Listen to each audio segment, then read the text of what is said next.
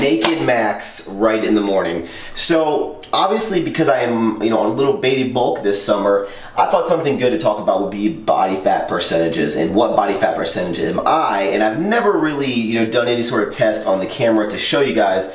So I actually got this scale in the mail from Body Analyzer. They sent me this bad boy out, and it's a very cool scale. Not only does it look fancy schmancy, what it will do, it will estimate your numbers for you. So obviously I have your weight, but it will estimate your body fat percentage, it'll estimate your bone density weight, it'll estimate the percentage of muscle mass you have and the water weight percentage you have.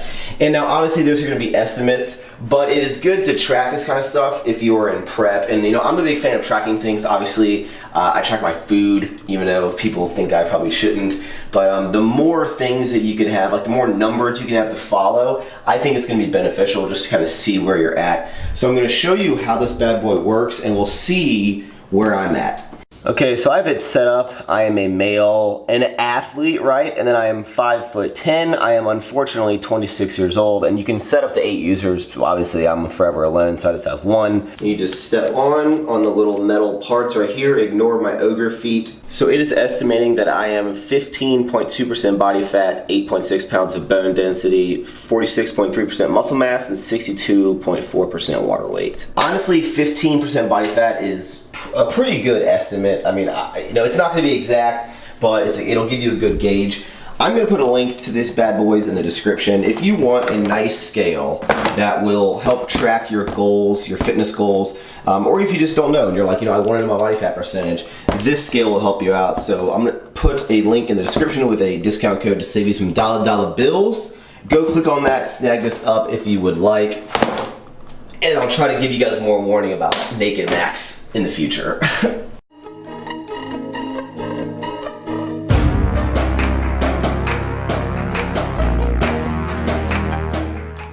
I know a lot of you guys who watch my channel are in college right now, and I get emails about whether it be like, Max, can you look at my resume? Max, I have interview tips or whatever, and you have questions about getting out in the real world, right? Because currently I work a 9 to 5 like I have been ever since the day that I left college, and now I just balance this whole social media thing, which can get difficult at times. Yeah, but anyway, so what's my advice for getting out of college and getting your first job, right? Getting a full-time job, because that is what you want. You want the security of your job, and you don't know what to do. Honestly, the way I got my job was I worked at an internship at Scottrade, which is I guess you would call it a stock brokerage firm. It's not really like it's not like your Wolf of Wall Street type of stockbroker. But anyway, I got that internship, and the way I got that internship was I randomly on a Sunday was like, man, I need to get an internship, and I went on Google, I typed in Richmond, Virginia internships, and that was the first one that came up. I got angry at how long it took to apply, because I was like, God, I have to enter my resume all over again. I applied to one internship, I got an interview, and I got it, which is weird because I'm not even a finance major, I was a business administration major, and I got this job over like 2 other people, which I'm sure had finance degrees. But anyway, because my background was just working at a pharmacy, right? So I got that job as an intern, and I worked there for like 7 months, I think. And honestly, I was like, you know what? I guess I'm gonna be a stockbroker. I guess I'll get my Series 7. Oh, it's dark for a second. I was like, I'll get my Series 7. I'll become a stockbroker, but it's not like Wolf of Wall Street, so it wasn't really the cool stockbroker, I guess you'd call it. But then the way that I got my full-time job, which was my first recruiting job, which I got fired from, if you go back and watch the video of how I got fired from my job, I got that job because I texted a friend and I was like, hey, I saw you just started working at a new place. Where are you at? And she's like, oh, I work at this company, blah, blah, blah, blah. And I was like, oh, you should put a good word in there. She's like, okay, perfect, because I get a referral fee. So she referred me, I got an interview, and I got the job.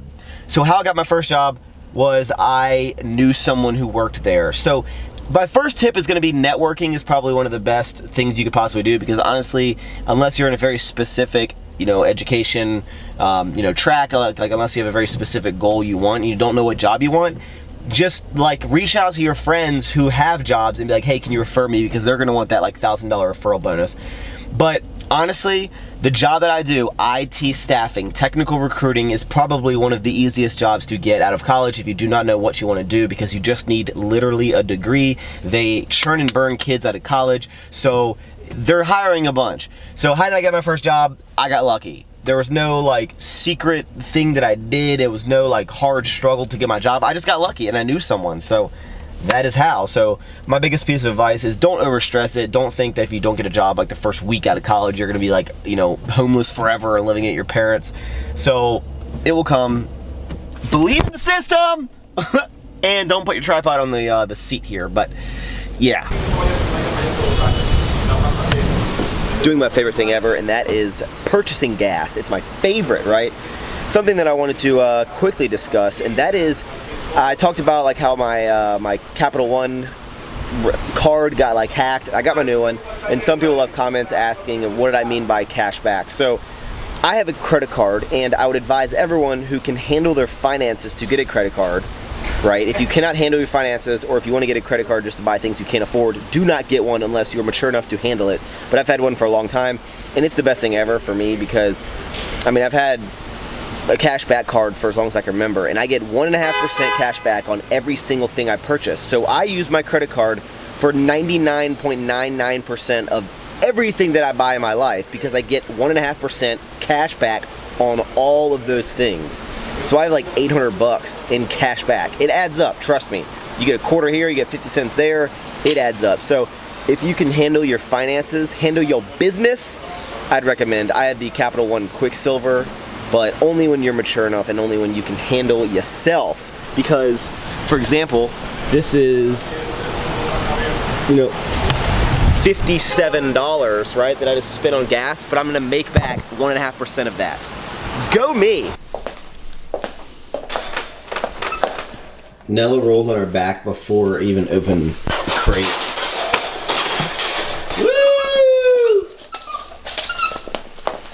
Woo! Whee! I know there's some people out there that will be like, oh my god, Max, you leave the dog in the crate all day. First of all, it's not my dog. I don't have a dog because I don't want the responsibility of a dog. Second of all, we put her in the crate, or my brother and his girlfriend put her in the crate because although she's adorable, right, just sleeping all the time, she actually pisses on everything when she's just left out. So, I mean, I don't know, that's just Nella. Nella, maybe just stop peeing everywhere. Okay. All right. Don't let the blood rush to your head. You see this? How does this make you feel? Okay? My last video made a whole ending topic about my workout. Everyone asks me questions every single time. Max, will your workout split? I go super in depth. The whole half of the video. No one comments on it. You know what they comment on? The fridge being open. This is what 100 comments on the fridge being open in my last video. So take a look at this. You did this. What's the saying? What's the saying? Sit, like, you know, you did this.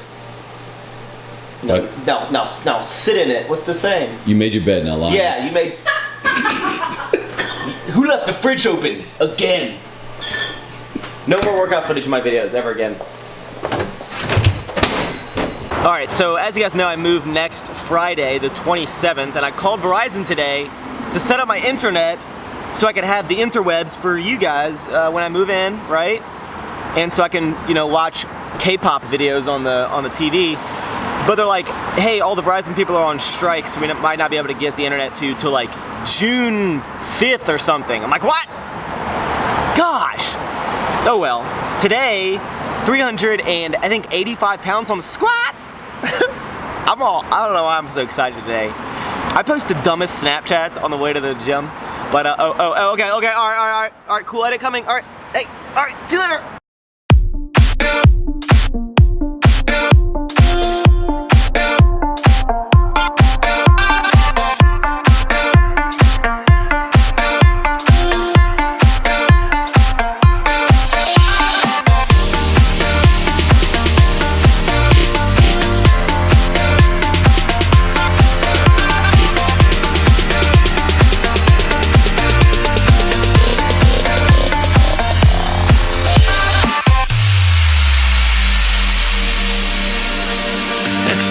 I didn't get you.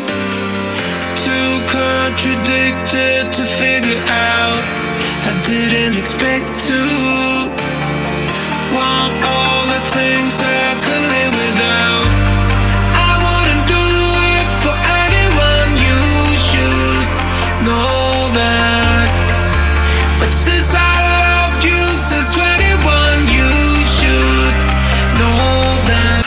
so 365 pounds went smooth. Now I'm supposed to go into 385 pounds, but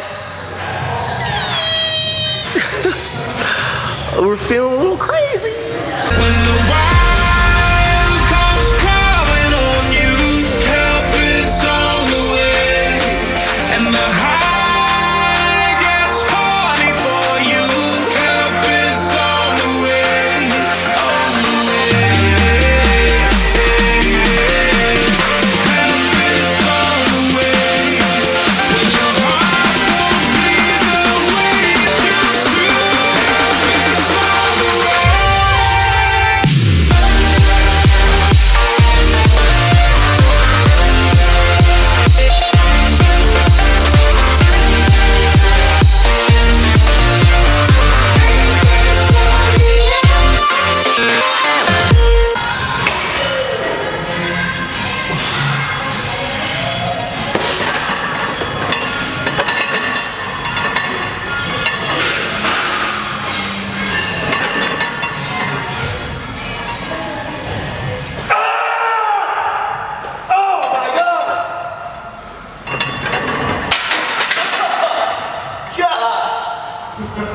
Damn, dude.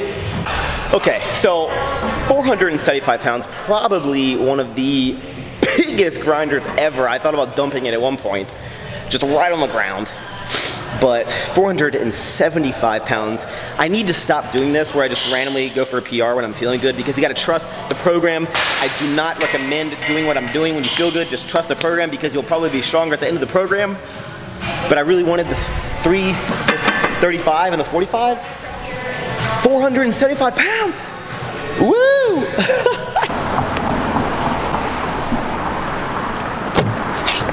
Okay, so what are the 3 lessons we learned in this video? 1, don't be dumb like me and go for random PRs, follow your programming. 2, if you are gonna be dumb like me and go for a PR, then never give up on that grind and push through it so you can hit it and not look like an idiot, have to delete all your footage and act like it never happened. And 3, when you're gonna park in the secret parking spot, park in the back one, so then you can just back up and go right down the tunnel and miss the stupid roundabout traffic. Woo! Hope you guys enjoyed this video. This was not how I imagined, but whatever. Okay, bye. So I just noticed when I got home, obviously I put it right back for this shot right here, but I literally pulled in the parking garage and I had a parking ticket. I've been parking in that spot. It says no parking zone anytime, which is a lie, because I've been parking there for months now. I'm gonna fight this, not physically, but legally. I'm gonna go look at the sign again, I'm gonna take a picture, I'm gonna send it to them, and I'm gonna shove this stupid ticket up the judicial system's ace. Or I've been parking there for free this entire time and it's actually not a parking zone.